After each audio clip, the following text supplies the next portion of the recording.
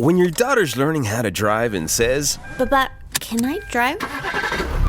you say, Híjole. Here we go. but what you should say is something that helps protect your ride. Like a good neighbor, State Farm is there. And that's where State Farm comes in, to help you choose the coverage you need, so you can relax until you hear, Can we pick up my boyfriend? Wait, what? like a good neighbor, State Farm is there. State Farm, Bloomington, Illinois. Hello and welcome to True Crime and the Court of Public Opinion. I'm Alexis Knight, and this episode is Headline Lies. Let's get one thing straight from the top. The headlines you've been reading all week, lies, not half-truth, not, oops, we misinterpreted that. Strategic, high-gloss, algorithm-approved lies crafted to manipulate how you see the world. And this week, the pattern isn't just obvious. This is global. So today, we're breaking it down in two acts. Homeland headlines, 5 stories from right here in the U.S., and global headlines, 5 stories showing this isn't just an American problem, it's a playbook being used around the world. You're going to hear about food dye bans that were never bans, investigations that don't exist, rebuild promises that sound like action, but hide total inaction. And then we're going overseas where that same script is being flipped on citizens in Australia, the UK, the EU, and more. It's not sloppy reporting, guys. This is tactical narrative construction. Because the truth doesn't matter anymore. Not when they can get you to believe the headline, share it, react to it, and move on before you ever see the correction. So that is what we're doing today. We're not correcting the news, we're exposing it. 10 headlines, 10 stories, 1 truth. You are not crazy. The playbook is real. Let's get into it. And the first headline I'm going to start with today says RFK Jr. says he's banning food dyes through an understanding with manufacturers, but there is no proof. That's from People, and it popped up on social feeds like it was a breaking story. Ban confirmed. What people thought this meant, how they read this? Well, they heard that, and they thought that the government is finally acting. No more neon-colored junk in their kids' snacks. RFK Jr. secured a deal. Dealers will stop using dyes immediately. Label reading moms. They're breathing easy today. Compliance is happening. End of story. This all reads like a done deal, doesn't it? Like the FDA wasn't just discussing it, but delivering a headshot. But let's break this down. RFK Jr. said he reached an understanding with food manufacturers to phase out petroleum-based food dyes by 2026. He and FDA Commissioner Marty Makary said the industry had voluntarily agreed. That headline, it took those choices and turned them into a guaranteed ban. This is false certainty, letting you relax, but we all relaxed the last time we thought our food was good. But they want us to relax again in People magazine. Here's why this is misleading. No legal ban has actually been passed. No formal regulation has been changed, not yet. It remains in the voluntary, guidance-only phase of the process. The People article clearly says there was no regulatory action done and that many manufacturers immediately denied any agreement existed. So this is performative. This is what's happening out there. And they praised it. But behind the scenes, the company said, hey, we don't recall any deal. What is this? It's happening all the time right now. So let's talk about what actually happened, though, when RFK Jr. and Marty Makary claimed they had a voluntary agreement. Well, several food companies immediately went on the record saying, there's been no deal, we haven't been part of any agreement, we support food safety, but there's no understanding we've signed onto. So that is not a miscommunication. This becomes political theater. RFK Jr. used the word understanding instead of agreement because it sounds cleaner, it's harder to fact check, it's easier to walk back, it's soft. And that is exactly what happened. No enforcement, no documents, no regulatory teeth, just a public statement saying what happened. But then meanwhile, headlines all over social media and health-conscious TikToks, They lit up with, hey, RFK bans food dyes. Finally, no more red dye in your cereal. American food is about to change forever. None of those statements were true. This is what the playbook looks like, guys, in real time. Make a bold, feel-good claim. Nothing backs it up. Let the public assume whatever it wants. Let the media run with the entire illusion. The dye ban does not exist, guys. Not yet. Your favorite food, it hasn't changed a bit. Not yet. And most of these products will still use petroleum-based colorants in 2027 unless legally forced to stop, which so far they haven't been forced yet. So the illusion that we're all being saved right now is not quite true. The process has started. And the way it's spun, I mean, this tactic is one of the most effective ones that's used all the time by public figures. You know, they're looking for emotional points. The media wants you to listen. Frame something as resolved. It makes Americans happy when it's actually just a suggestion. Let the crowd feel the win, but you never really have to deliver the result. Because headlines are the only thing most people read. Check yourself. Is that what you do? And that's the game. You just need to win the headline. Ignore anything else. Definitely ignore the follow-through. So if you're still buying that RFK ban dyes, you bought the press release. There's no policy. Let's move on to a different kind of bait and switch. Kellogg's and the lawsuit that, well, never really happened. The Kellogg's Healthy Labels lawsuit, misreported as confirmed fraud. Here's what we have. Texas Attorney General sues Kellogg's for calling Fruit Loops healthy. That is the actual headline, flashing red warning lights. Kids are being misled. Cereal lies are finally getting called out. Right? But no, that is not what's happening. So what people took from this, like if you saw this headline, you might assume the state of Texas is taking Kellogg's to court. There's a real legal traction, some kind of fraud charge. There's a formal lawsuit, a discovery, depositions on the way. That this is a landmark moment where food giants finally face truth in advertising. This all sounds like justice, like a showdown. Only it's not a lawsuit at all, guys. You want the real story? Well, here is what happened. The Texas AG sent a letter to Kellogg's. And that's it. That's the end. That's it. That's all that happened. The letter accused the company of deceptive labeling on cereals like Fruit Loops and Frosted Flakes and Rice Krispies. But it's not a case. There's no docket number here. There's no judge assigned, no hearing scheduled, no lawsuit. It's a PR move. Again, you think something's happening. You're feeling solid in this. Okay, we're seeing some action. It's a letter that argues that Kellogg's marketing Fruit Loops as part of a healthy diet, that it's deceptive because it's loaded with sugar and artificial dyes, empty carbs. This is a valid concern, but there's no legal action yet. Remember, this is all in the voluntary phase, so if you're seeing headlines about this, you need to ask about this. If they're trying to plant the seed that everything's fine, we need to follow through and make sure that it becomes fine. This headline took a warning shot and it dressed it up like a full-blown legal war. None of it true. And let's be clear. I mean, if the AG of Texas actually filed a lawsuit, we'd be able to pull court records, right? There'd be motions, filings, legal timelines. Instead, we have a headline. We have headline theater. And that is the game now. Send a public letter and use phrases that seem to mean something, like, we're reviewing legal options. Then let the media run with it like you're already in court. Let the public do with that whatever they will. The damage is done by the headline, not the actual legal process. Keep that straight. And Kellogg's, they immediately responded, our labels meet FDA regulations. Translation, we didn't break any rules and we're not changing a damn thing unless someone makes us. This is the same tactic you see everywhere.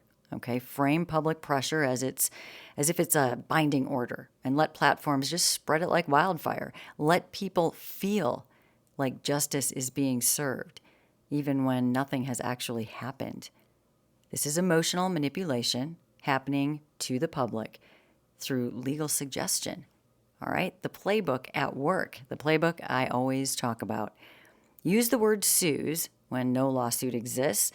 Let public figures inflate their stance and let corporations pretend that it's all being handled.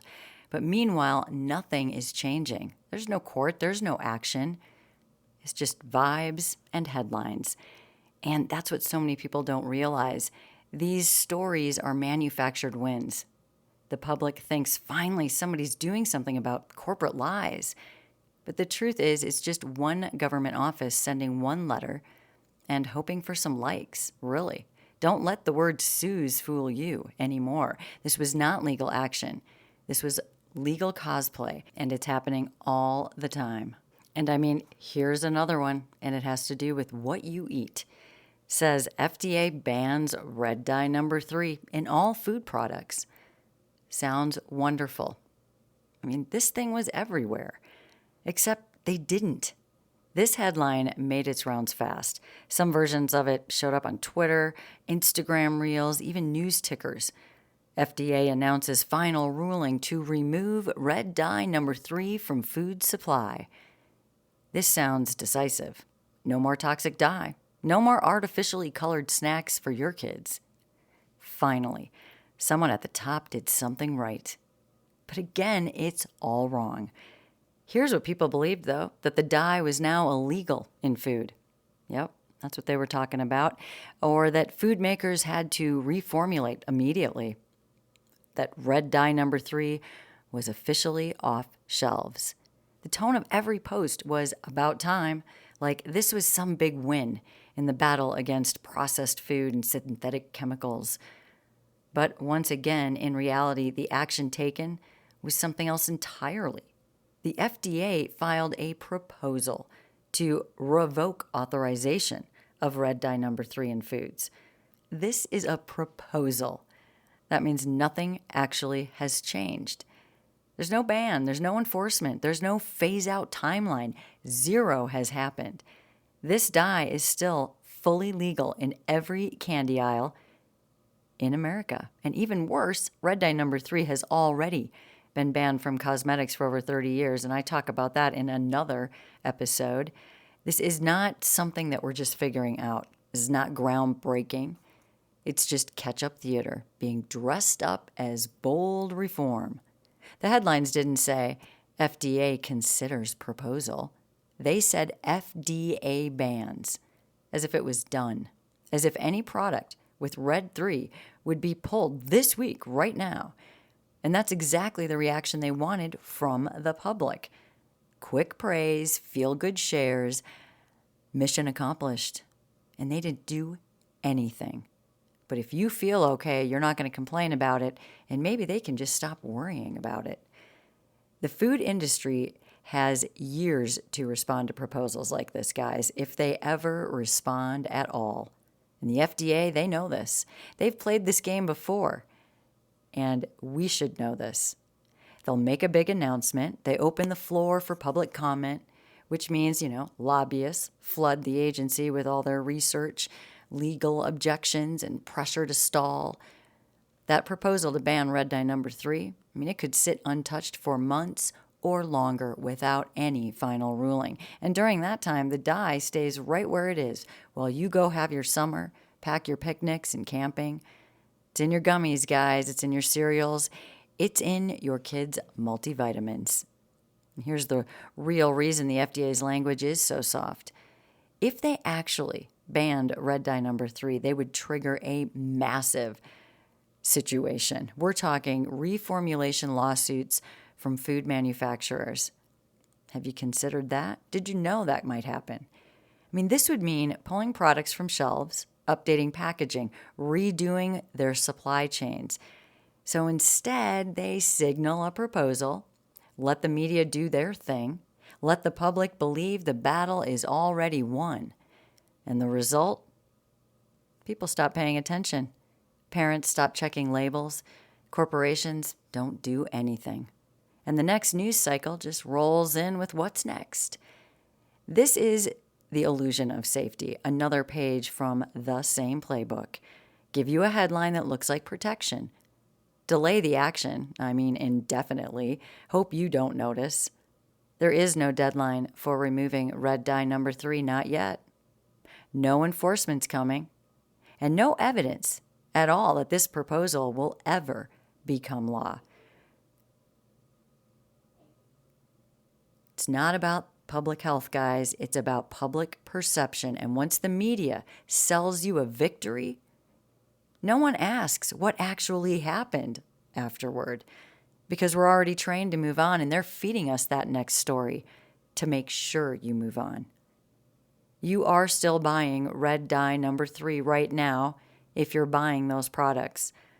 You'll see it in ingredient lists this week, next month, probably next year.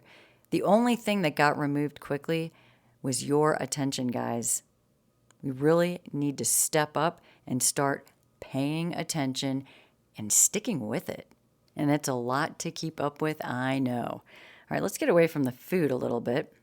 And let's get back to this. I've talked about this before, but we're going to bring it up again. Our 4th U.S. headline says, rebuild underway in Maui as Lahaina Harbor begins restoration work. That headline started popping up again in early June. Multiple outlets ran the same variation of this. Keep your eyes out for this. One said, progress in Lahaina, harbor reconstruction begins. This sounds hopeful. It sounds like action, like the federal government and state agencies finally made good on their promises to restore what was lost. But take a look closer.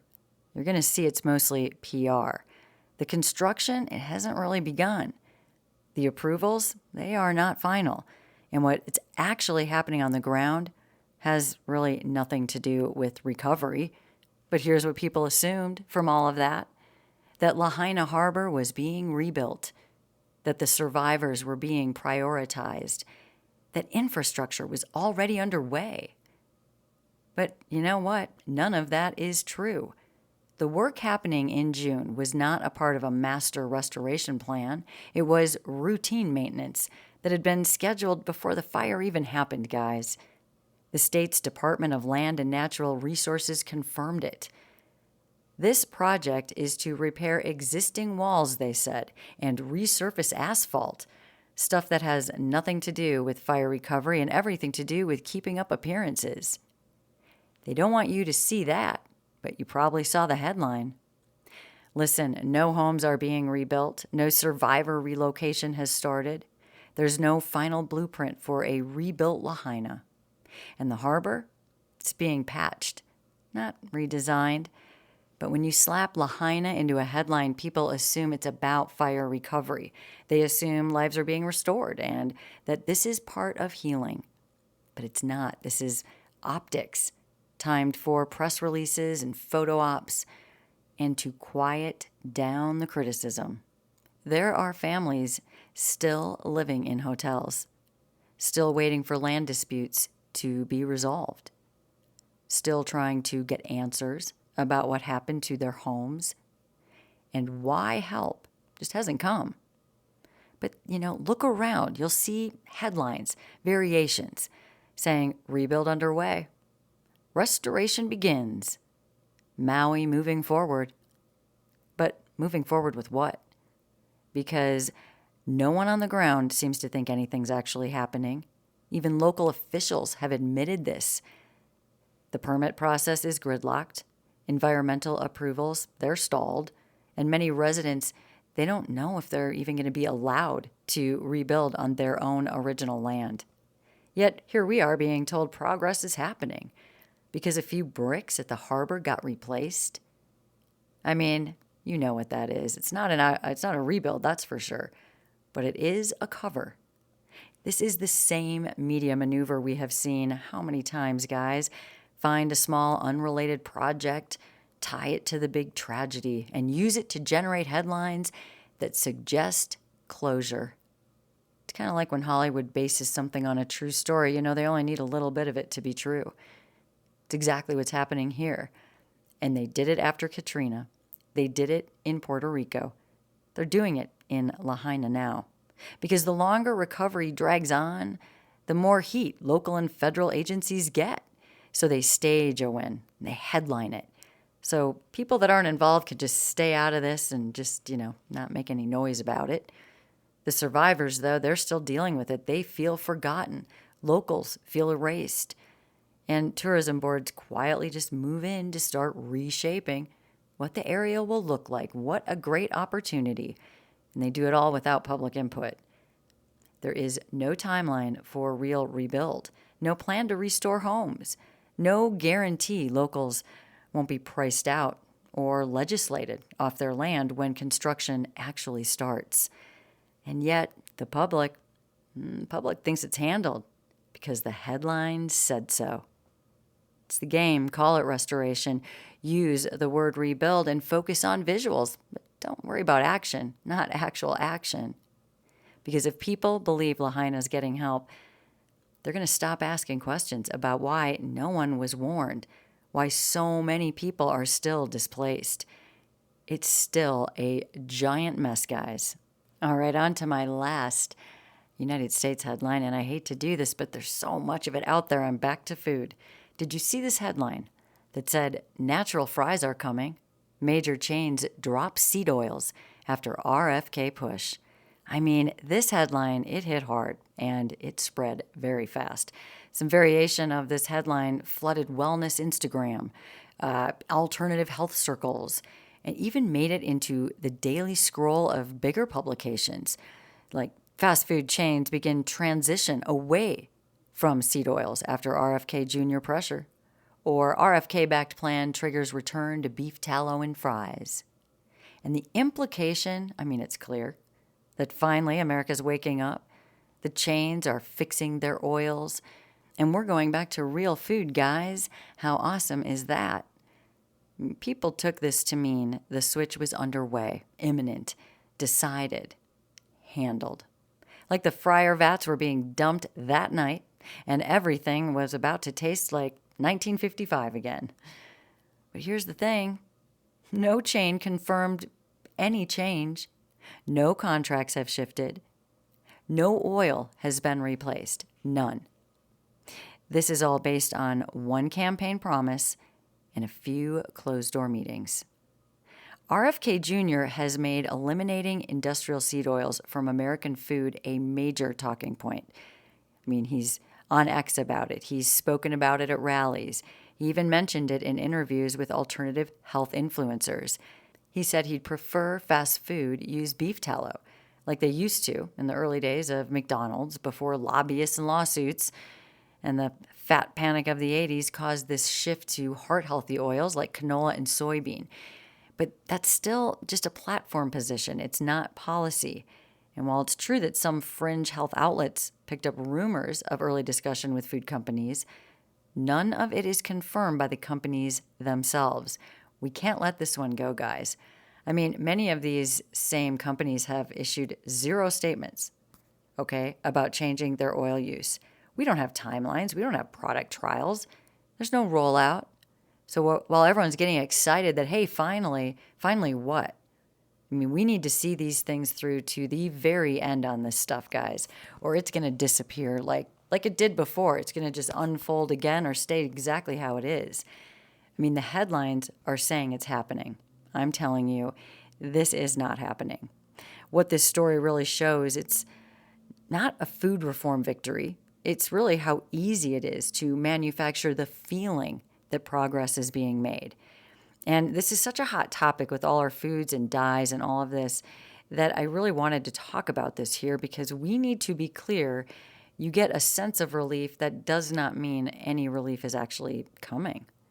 You take a political talking point, one quote from a wellness summit and a secondhand rumor from a mid-level industry contact, then you package it like a signal deal and give it to all of us, and no one questions it because it's really what people want to hear. We want this relief. And so we're not going to question what we want. We're going to say, hey, that's great, and we're going to accept it so that we can feel better about it. The reality is no major chain has publicly committed to removing seed oils because doing so would be expensive for them, legally risky, and potentially unpopular with regulators. Beef tallow is more stable under heat. It's been used historically, but it's not politically correct, I guess you'd say, in the modern food industry. The moment a company says they're switching from vegetable oils back to animal fats, they're going to be hit with PR campaigns, health criticisms, and questions about cholesterol and cancer and climate. I mean, you name it. They're going to put everything in there. So what you're actually seeing is not reform. It's a rhetorical trick, a clever use of implied momentum. Because if a candidate says they're working with companies behind the scenes and no one denies it publicly, the public assumes the change is underway. The media reports it like a backdoor win. And people start saying, hey, did you hear about the seed oil thing? It's finally happening. But it's not happening, guys. Most fast food chains, they're still using those oils. Canola, soybean, corn, or they blend all three of them. What does it matter? They're all shelf stable and they are all cheap. They've already built their supply chains around these things. There's no way they are going to unwind decades of contracts over a press cycle, especially when there's no regulation. There's no mandate forcing them to do anything. Not yet. And the public needs to be clear on this so that we can stay on top of this issue. This headline, like so many we've covered, it's not based on what actually happened. It's based on what you are being led to believe.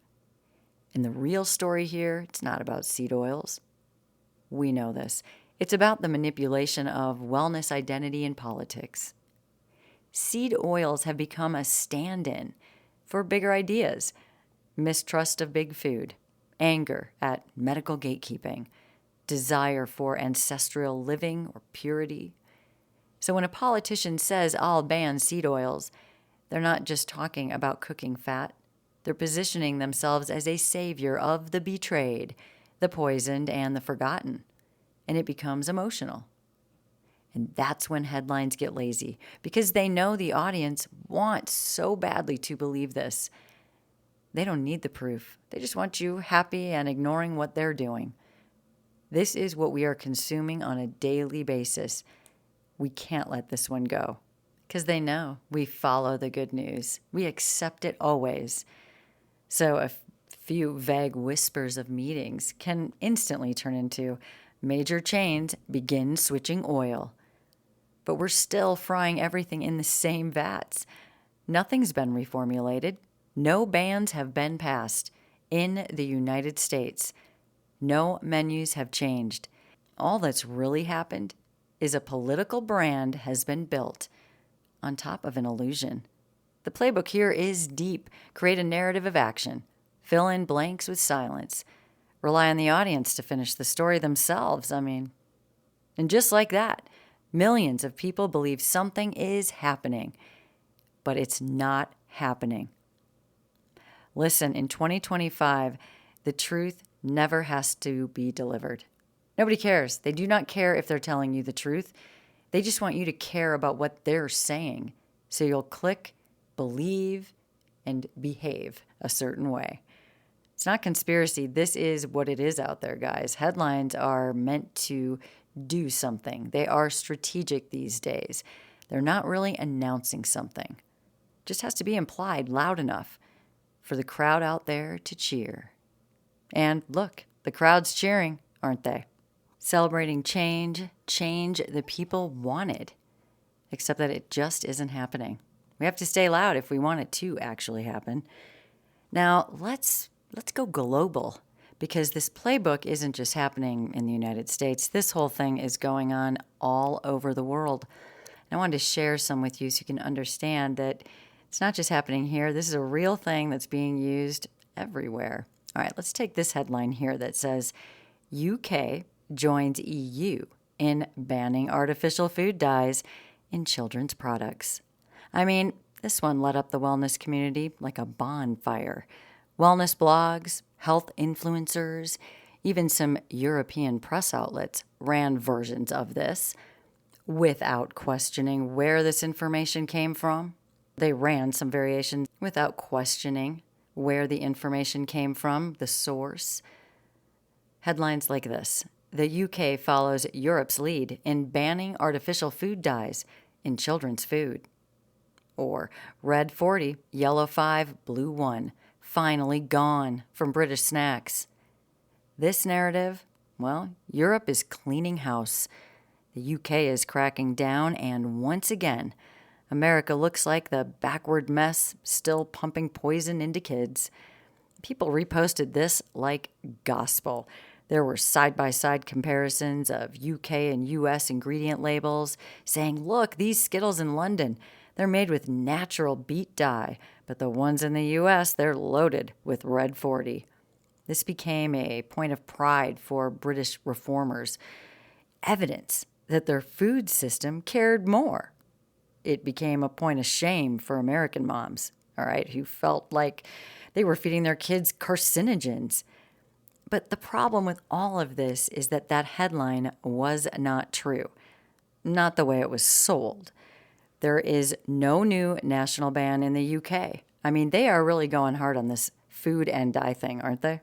Why is that, we have to ask? Because they don't want to do it.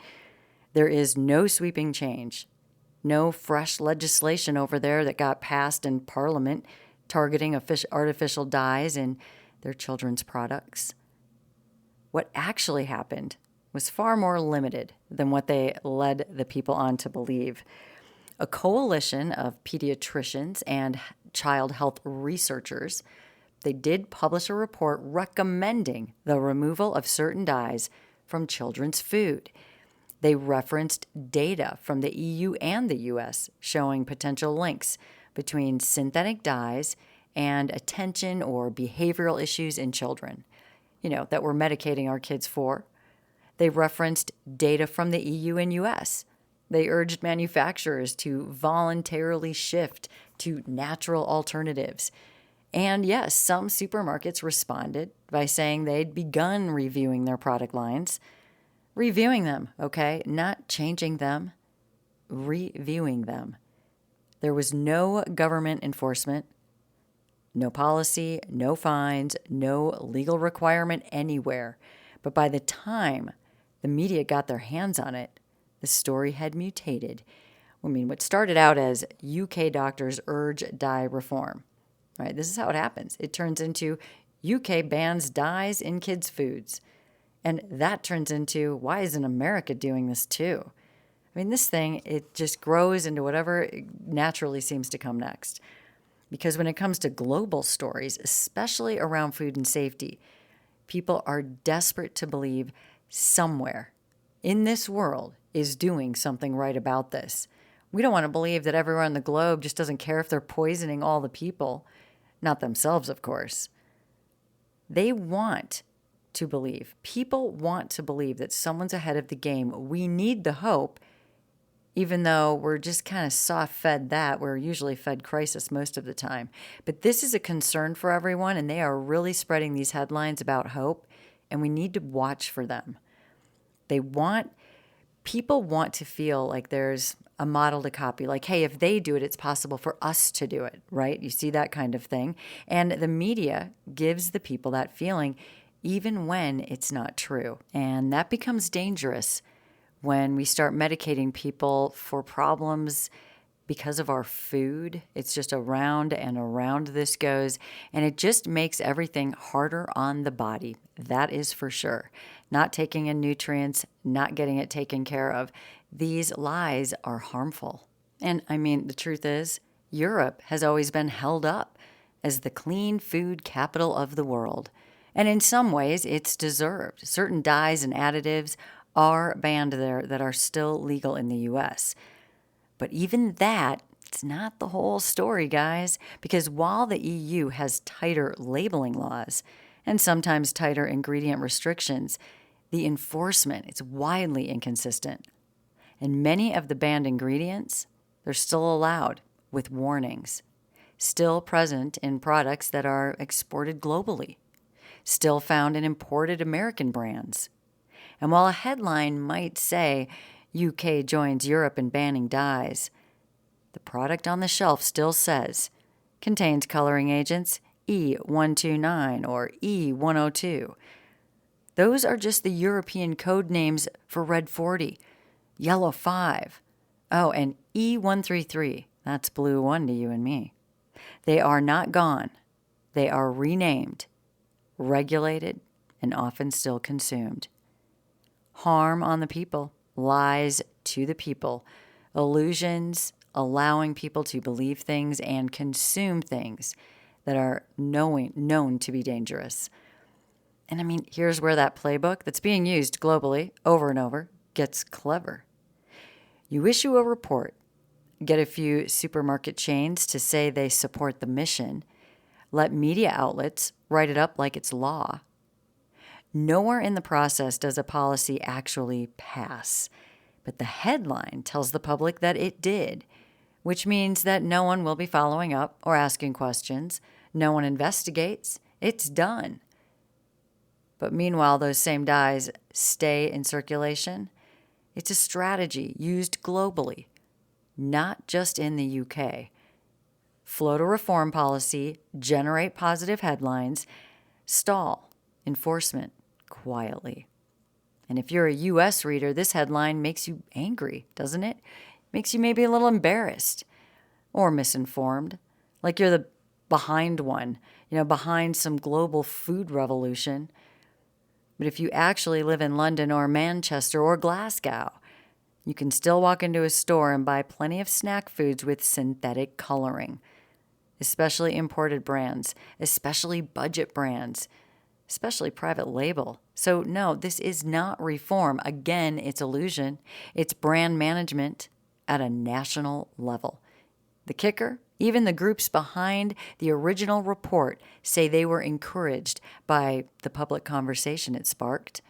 Not policy, not industry change, conversation, which is code for we made noise. That's the win here. And the media, they did not correct the record. They did not walk it back. They let the lie roll on. Because globally, this is what sells. One country getting it right, another one falling behind, and no one's asking what actually is going on and is anything actually changing. Moving on, how about this one? Australia cracks down on artificial dyes following West Virginia ban. Now, this one had the perfect echo.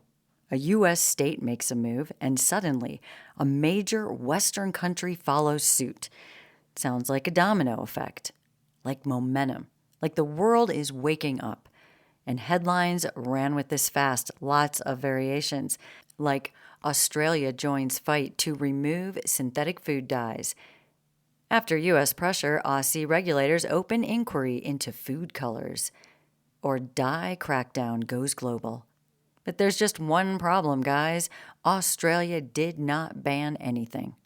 They did not follow West Virginia, and the crackdown never actually began. What triggered all of this was West Virginia's recent decision to ban 8 synthetic dyes in school meals starting in 2027. That law is real. It passed with bipartisan support, and it's already being hailed as a model for other U.S. states. Great. But Australia, well, here's what actually happened there. A petition circulated among child health advocates, pointing to the West Virginia ruling as proof that other governments can act. They submitted it to Food Standards Australia New Zealand, FSANZ, the agency that regulates food additives, and they responded with a formal acknowledgement and agreed to review the available data. And that's it, guys. That's all. Story ends right there. There is no legislation, no phase out, no removal. Just we'll review it internally. And that review is already in progress, guess what, before West Virginia passed its law. Think this will do anything? I mean, what changed? In this case, nothing. But the headline, it told a very different story. I mean, the versions. Australia joins the ban wave. Food dye fight spreads internationally.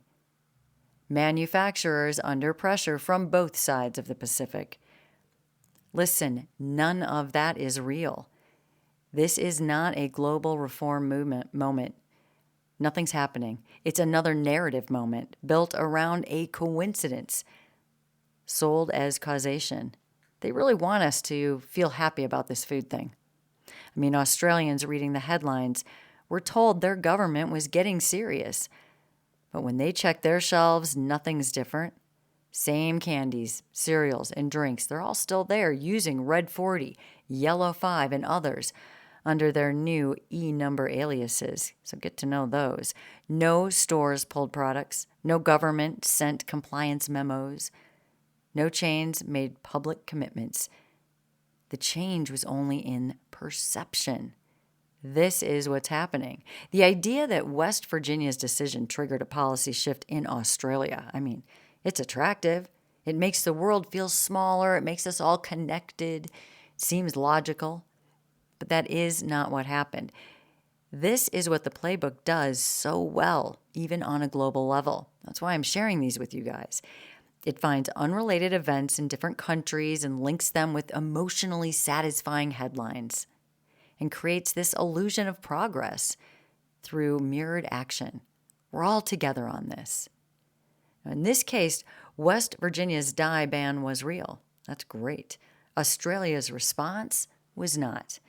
But by stacking the two side by side, the media made people believe there was this domino effect, and that's all it took to generate TikToks saying, hey, see, Australia cares about their kids more than the U.S., or Instagram reels celebrating global food reform, and dozens of wellness blogs reporting Australia bans dyes.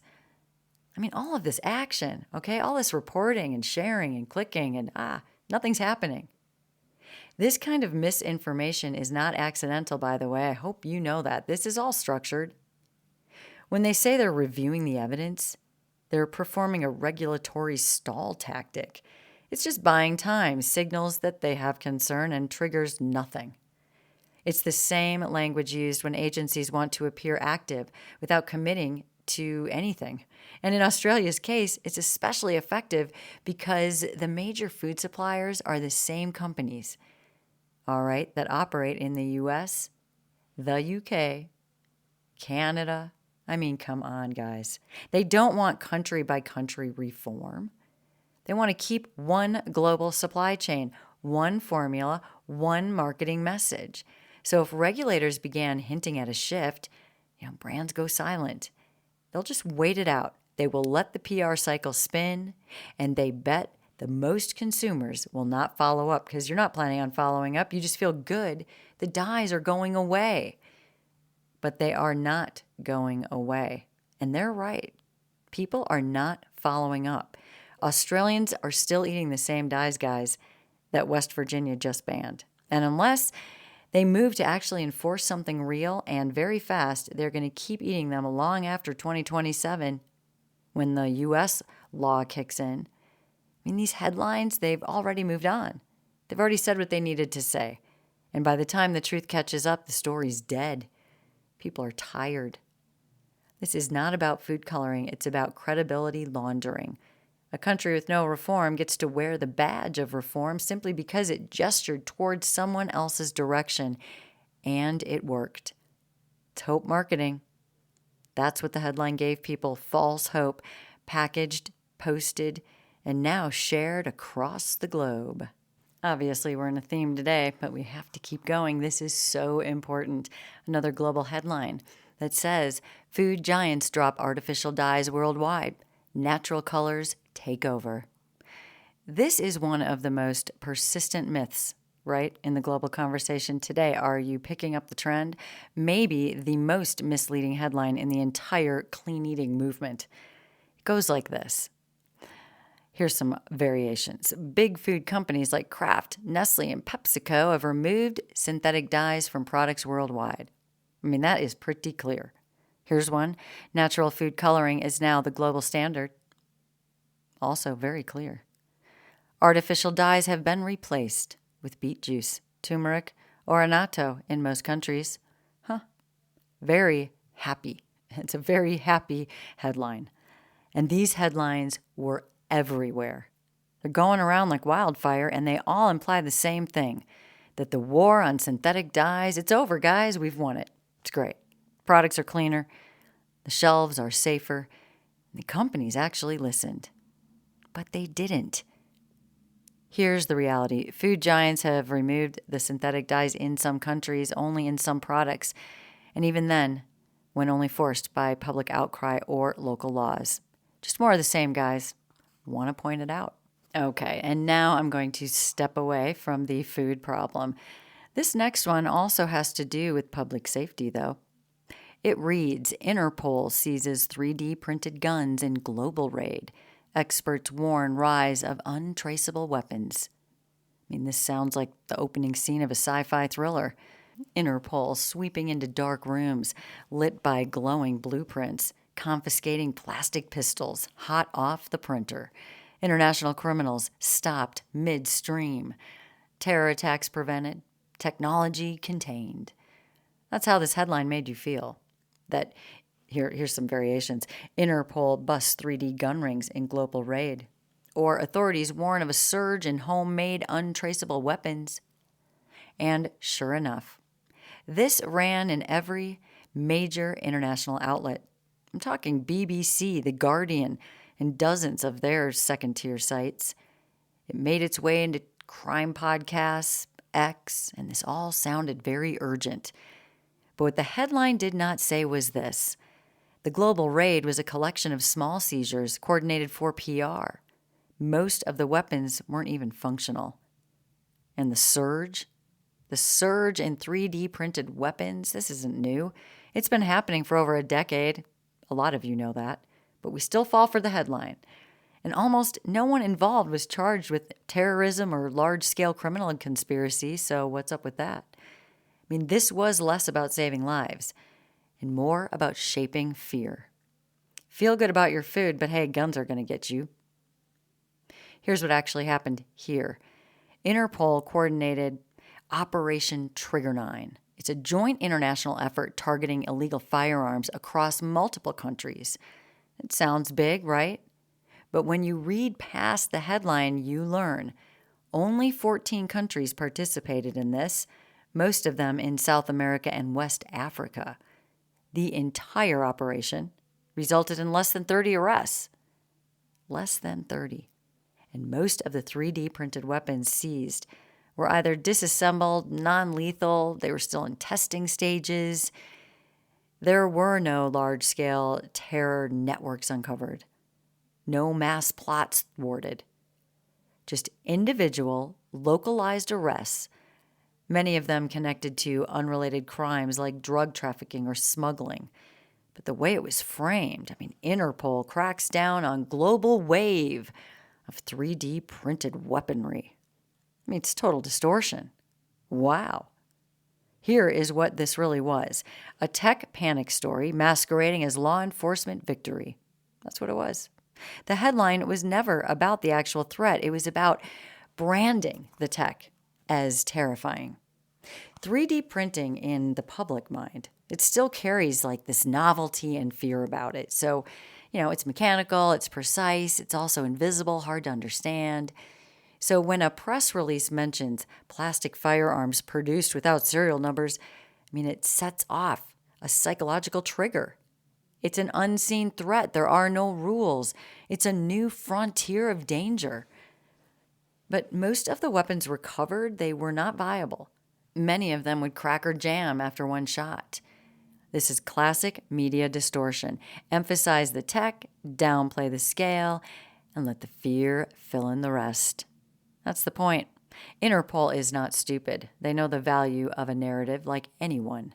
So they coordinated a press-ready enforcement package with staged photo ops, statements about the rise of digital weapons, and broad language, like an international network of gun traffickers was disrupted. None of this is accurate. And this isn't even about ghost guns. It's about controlling the narrative around emerging tech before the public can realize how much power it actually puts in their hands. Fear works better than facts, guys. And the headline, it didn't report danger. Okay, there was no danger to report. It manufactured it for us to believe. Yep. All right, let's wrap this up with our last global headline today. And it reads, viral video shows aid worker carrying child from rubble.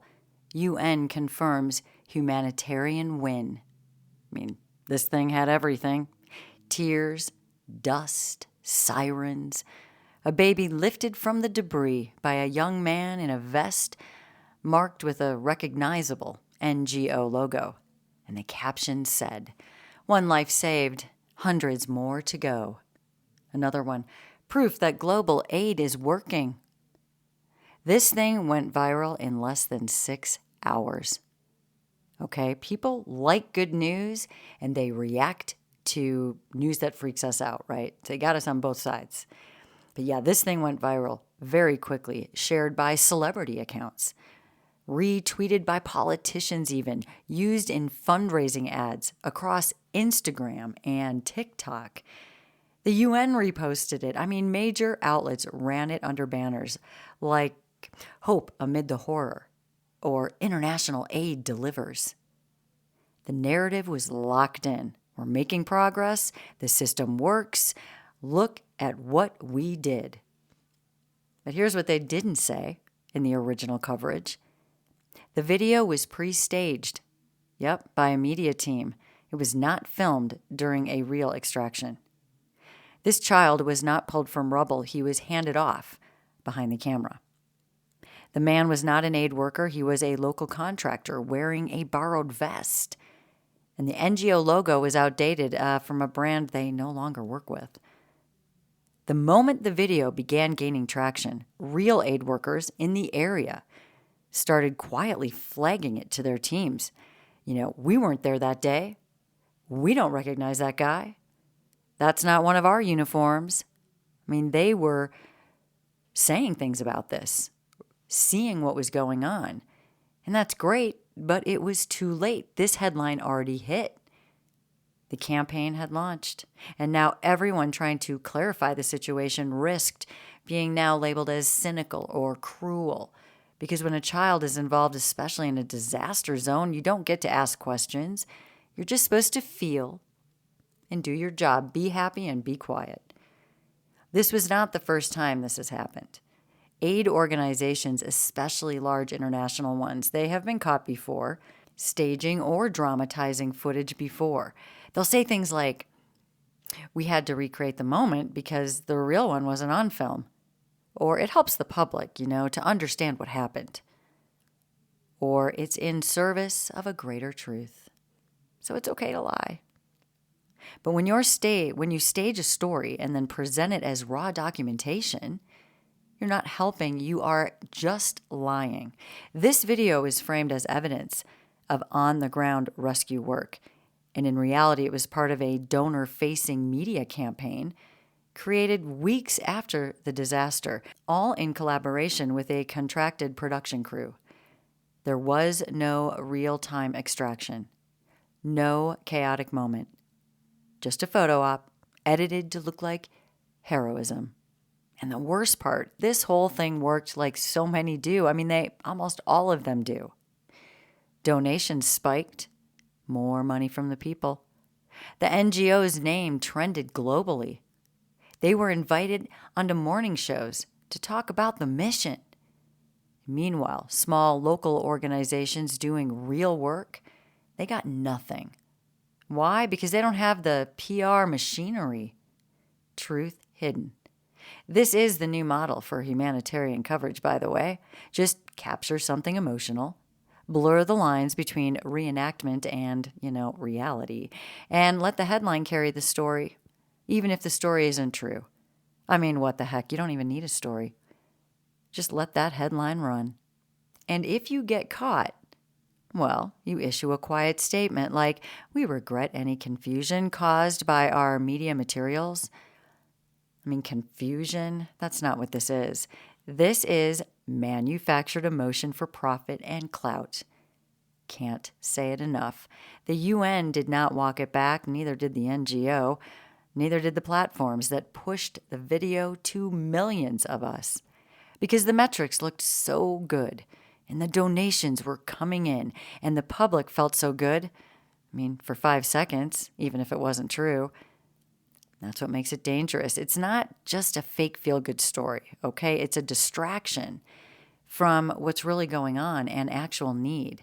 It funnels attention and money, and your belief into a moment that never even happened. And it trains people to confuse representation with reality.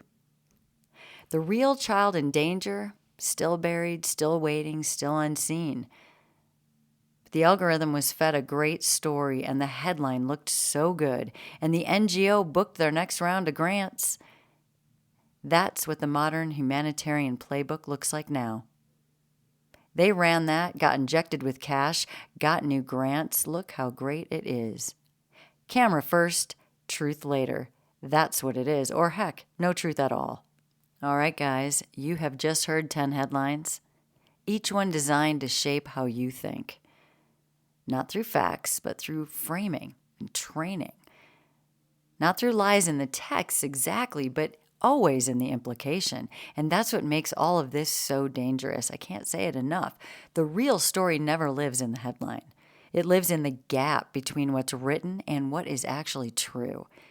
That is the space they exploit. A proposal becomes a ban, a letter becomes a lawsuit, a marketing shoot becomes a rescue. And just like that, the public moves in, dumps their money into it, shares it everywhere so more people can do the same. And they go on to believe the problem is fixed, the danger's gone. But not true. If you stop looking at the story the moment the headline feels good, you're going to miss what's still broken. You'll miss what they're hiding. And worst of all, you'll stop asking questions. They send you a headline and you feel something about it. That's all they need. This is not just about media literacy. It's about self-defense, really. Mental self-defense in an era of weaponized information. Because when headlines lie to you, they don't just mislead, they rewrite reality. They rewire what you want to fight for, what you ignore, what you trust, and who you never see again.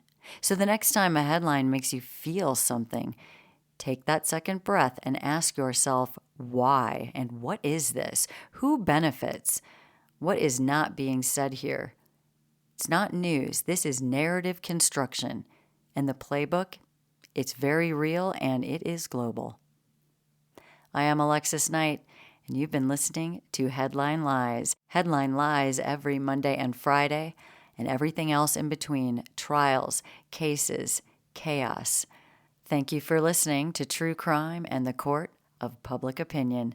Stay safe out there, ask the difficult questions, and always demand the truth. Talk to you all next time.